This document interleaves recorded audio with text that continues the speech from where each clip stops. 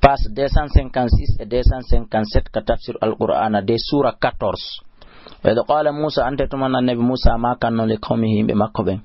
udhkuru jante andi to ni'matallahi nemaji Allah alaykum ko wadi kon edomo ide an jaakum tumande o dandono min ali fir'auna immorde ko ni fir'aun yasumunakum tayhibe meminon su al'adabi ko buri bonde lette wa yudabbihuna hibe hirsabina akum bibbe mombe wa yastahayuna hibe accani saakum bibbe morrebe ben wa fi dhalikum woni dum do modon bala on jarrabu ye jano min rabbikum immorde ka jomi ma'zimun mawnudo wa idha ta'addana rabbukum ante tumande jomi mon ewnino o wila in shakartum wallahi son yetti nemaji andin la azidannakum wallahi mi beydana on min kadi mo iriji andin wala in kafartum wallahi son yeddi in adabi aw ande lette an la shadidun kutirude wa qala Musa maki an takfuru si on yeddi antum ono wa man fil ardi be won be kaledi jami'an on dendangal fa inna Allah ande ala ghaniyun ko galo yondinido hamidun ko yettinido alam ya'tikum eka arali on naba'ul ladina khabaru ben min qablikum aditini wa be qawmi nuhin wa adin wa samuda yimbe be walladina be min ba'dim iwti be bawo ben don la ya'lamuhum andabe illa Allah subhanahu Allah ja'atuhum be do fu adani no be rusulum ne laabe mabbe ben bil bayyinati hujjaji bangudi faraddu kono be rutti aydiham juude mabbe den fiya fam ka kundule mabbe bi maana be ombi kundule mabbe den be fanki be jabali jokkude wa galibe inna minen kafarna min yeddi bima ursiltum be konkone lida don e mudum wa inna minen la fi shakkin min ender sikkitare mimma tad'una na imorde konkon dum min nodude ilayhi faade mudum muribin hayan ezikke on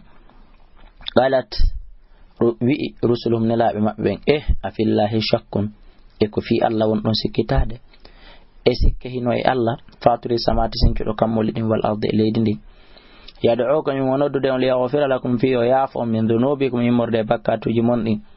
wa yuakhirakum onettina ila ajalin ha ila ajal musamman wi angal qalbe in antum o wana illa basharun siwana neddo mithluna wawdo no may way turiduna e ka on faala anta sudduna de sakkoto don men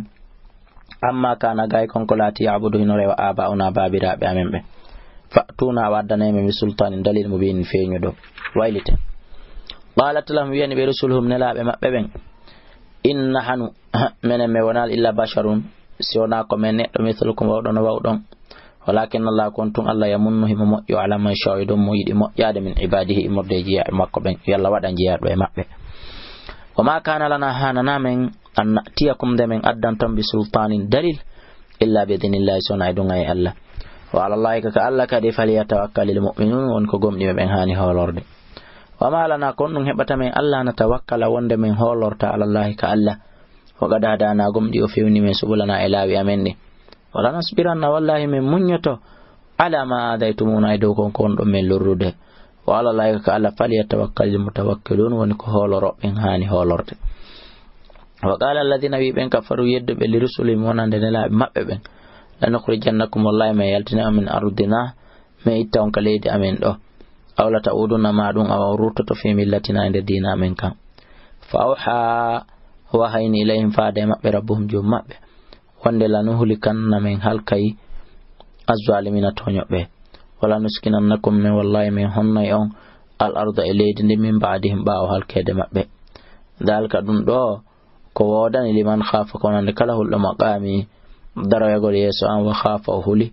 wa'idi kamba an on wastaftahu belandi wa khaba perdi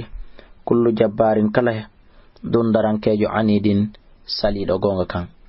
min waraye no baawdin perdi don jahannamu yite jahannamu kadi wasqay be yarne min mayni imorde ndiyam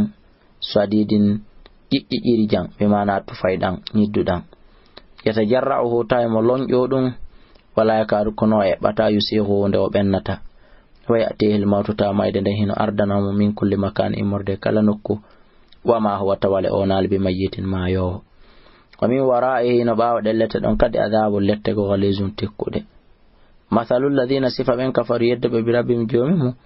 amalum gollel mabbe ni karamadin wa oyaytu wanon dondi istaddat ko doni ndi tawata sattunu tiiduno duduno bihi e mudu arriu hendundu fi yawmin ender nyalande kadi asifin sattunde bippugol hendu wifugol hendu ruina ndondi ni fo kono kadi golle moƴƴe maɓɓe den golle bonɗe den bonnirta de la yaqdiruna taɓe wawata hetto e gol ma kasabu ko fakiti ko la jana e hunde dalika ko ɗum ɗo huwa dalal wa'id ko